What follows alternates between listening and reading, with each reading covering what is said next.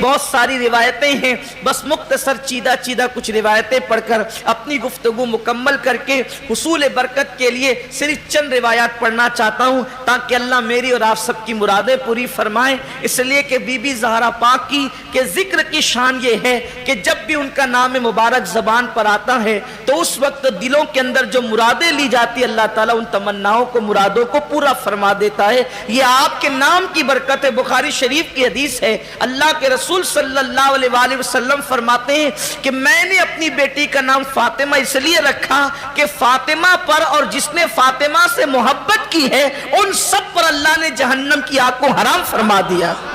صرف محبت کرنے پر جہنم کی آگ حرام ہے۔ کس قدر سستا سودا ہے، کس قدر جو ہے اللہ اکبر اچھا سودا ہے، گھاٹے کا سودا ہی نہیں ہے۔ انسان کس سے پیار کرتا ہے، کس سے محبت کرتا ہے، کس سے الفت کرتا ہے۔ اللہ کے حبیب صلی اللہ علیہ وآلہ وسلم فرما رہے کہ فاطمہ کا نام فاطمہ رکھا ہی اس لیے گیا ہے کہ اس پر بھی جہنم حرام ہے۔ ایک اور مقام پر دوسری روایت میں ہے فاطمہ پر بھی جہنم حرام ہے، فاطمہ کی قیامت تک کی ذریت پر بھی جہنم حرام ہے، اور جس نے فاطمہ سے عقیدت اور محبت کی ہے اللہ نے ان پر بھی جہنم کی آگ کو حرام فرما دیا ہے۔ سیدہ فاطمہ الزہرا رضی اللہ تبارک و تعالیٰ کی شان یہ ہے، آپ کا مقام اور مرتبہ یہ ہے کہ حضور علیہ الصلوۃ والتسلیم نے ارشاد فرمایا کہ فاطمہ میرے جگر کا ٹکڑا ہے۔ الفاطمہ تو بدعۃ منی، بہت کثرت سے یہ حدیث پاک آئی ہے۔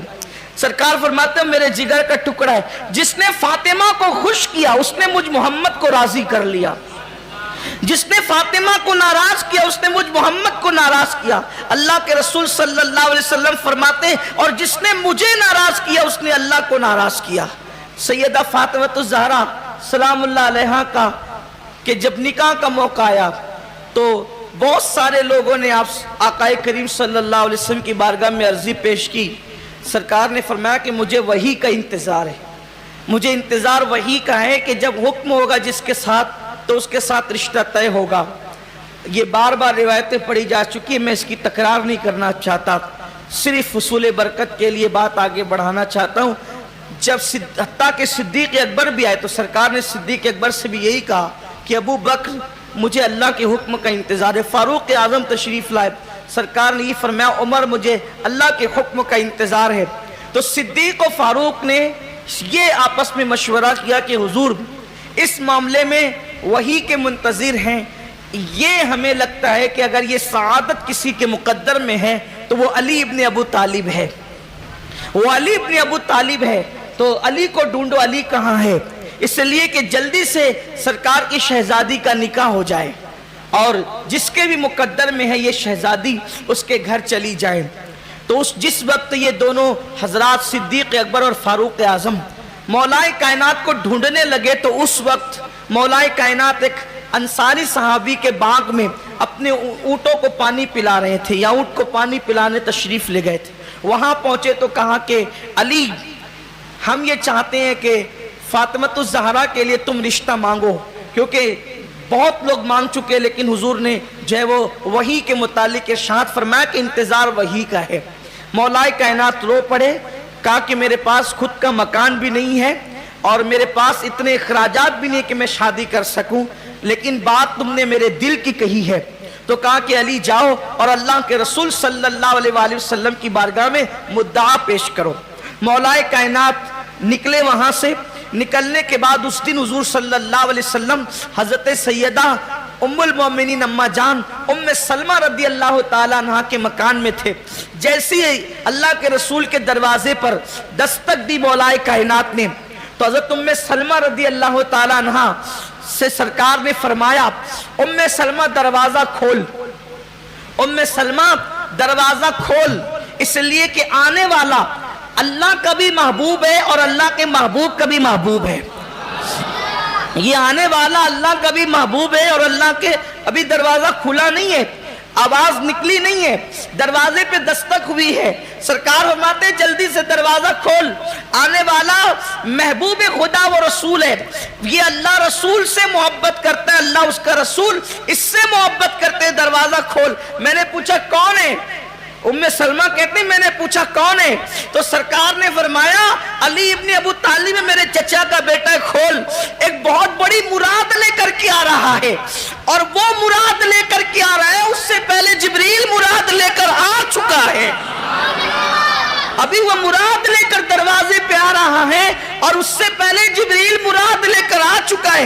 उम्मे सलमा कहती है इस बात से मुझे इतनी खुशी हुई कि मैं दौड़ी दरवाजा खोलने के लिए, हत्ता कि ऐसी बेएहतियाती में मैं दौड़ी कि मैं गिरते गिरते बची। उस दिन मेरी खुशी की इंतहा न थी, उस दिन मेरी खुशी की इंतहा न थी जब मैं दरवाजा खोलने जा रही थी, इसलिए कि मैं समझ गई थी कि होने वाला क्या है, क्योंकि अल्लाह के रसूल अलैहि सलाम ने बहुत वाज़ेह इशारा कर दिया था कि आने वाला कौन है और किस मकसद से आ रहा है। मेरी खुशी की इंतहा न थी, इसलिए कि बीबी ज़हरा पाक से अम्मा आयशा हो या उम्मे सलमा हो या जनाबे महमूना हो या जनाबे ज़ैनब बिनते हजश हो या जनाबे ज़ैनब बिनते खुज़ैमा हो या जनाबे सफिया हो, ये सारी खवातीन हुजूर के घर की, हुजूर की अज़वाजे मुताहरात बिल्कुल दिल की गहराइयों से सैयदा फातिमा से मोहब्बत करती थी।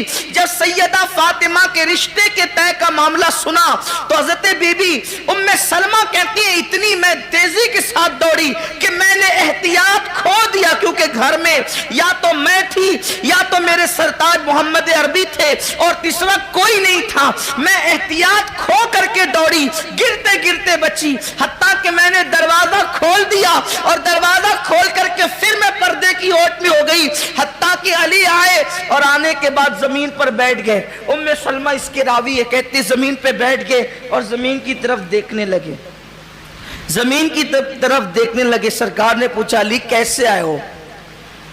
अर्ज की या रसूल अल्लाह आया तो मुराद लेकर हूं, लेकिन शर्म आती है कि मुराद क्या अर्ज करूं, मुराद लेकर के आया हूं लेकिन मुझे शर्म आ रही कि मैं आपसे अर्ज क्या करूं।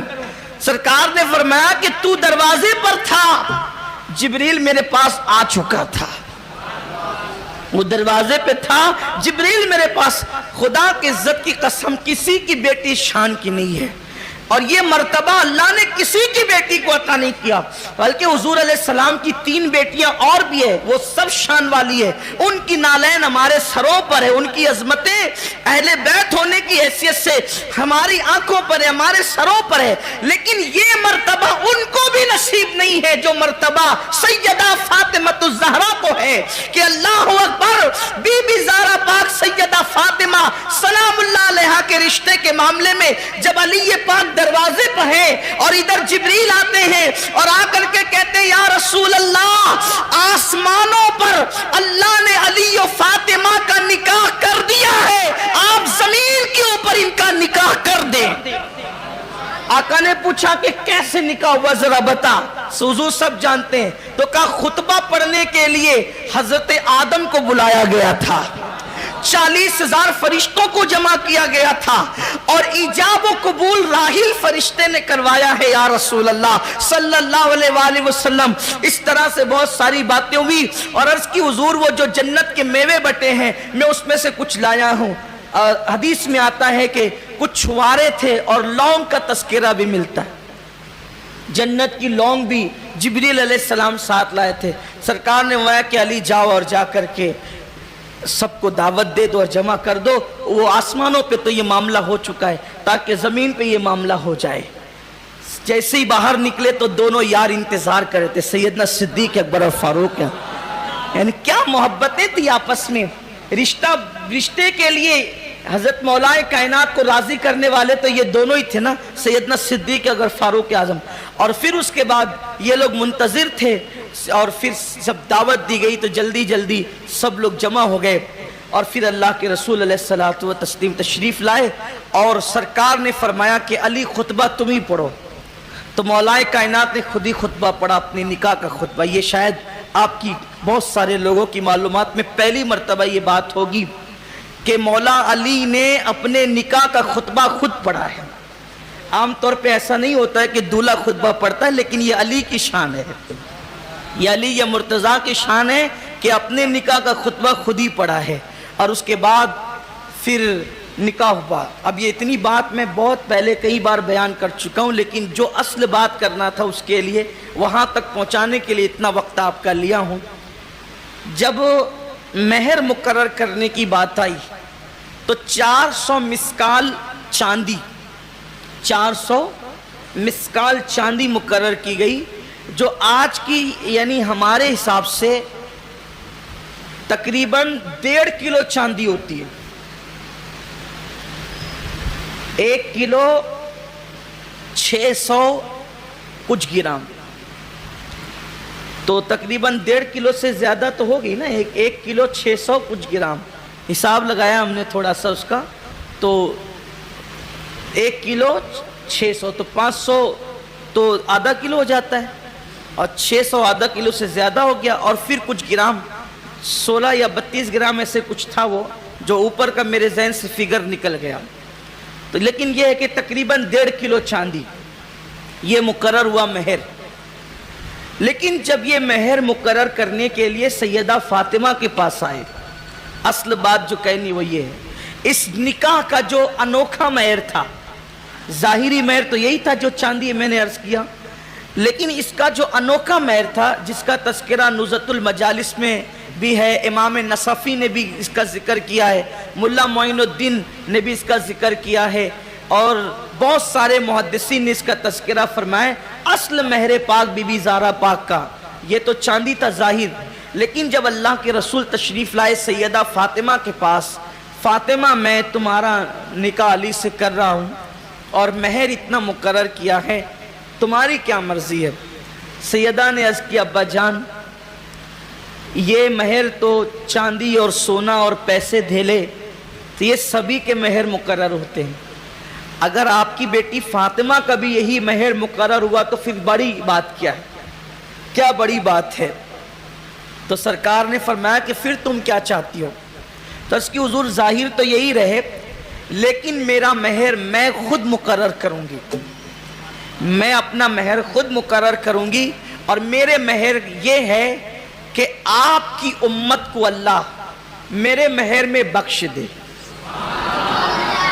آپ کی امت کو اللہ یہ انوکھا مہر کسی کا نہیں ہو سکتا.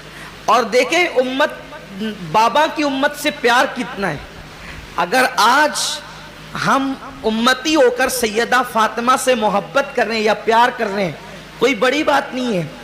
ان کی یاد میں اگر ہم محفل سجاتے ہیں، ہر سال یاد سجا لی ہے، کوئی حق ادا نہیں ہو سکتا. کسی کو اپنے خاندان سے پیار ہے، کسی کو خطے سے، قبیلے سے، لیکن محبت کتنی ہے باپ کی امت سے، بابا کی امت سے محبت کتنی کہ یا رسول اللہ میرا مہر جو ہوگا وہ یہ کہ اللہ تبارک و تعالی مجھے لکھ کر دے، اللہ مجھے لکھ کر کے دے کہ میرے مہر میں وہ آپ کے ایمان والے امتیوں کو بخش دے گا، اس کی اور شفاعت اللہ تعالیٰ قبول فرمائے گا. ادھر بی بی پاک یہ شرط لگا رہی تھی اور عرضی لگا رہی تھی، ادھر ریشم کے کپڑے پر نور کے قلم سے اللہ نے یہ تحریر لکھ کر جبریل کے ہاتھوں سے روانہ فرما دی.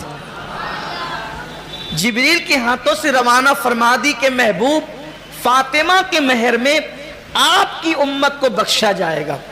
جب وہ تحریر دیکھی سیدہ فاطمہ الزہرا سلام اللہ علیہا نے، تو وہ تحریر اپنے ہاتھ میں لی، وہ ریشم کا جنتی کپڑا، اور اس کو لپیٹ کر اپنے پاس خوشی خوشی رکھ لیا، اور پھر کہا کہ جب میں دنیا سے جاؤں، دنیا سے رخصت ہو جاؤں، جب میرا انتقال ہو جائے تو یہ رکا میرے کفن میں رکھ دینا، تاکہ قیامت کے دن میں اپنے بابا کی امت کے حوالے سے اپنے اللہ کی بارگاہ میں یہ رکا پیش کروں گی کہ اللہ تو نے تو وعدہ کیا تھا کہ فاطمہ کے مہر میں نے اپنے محبوب کی امت کو بخش دیا.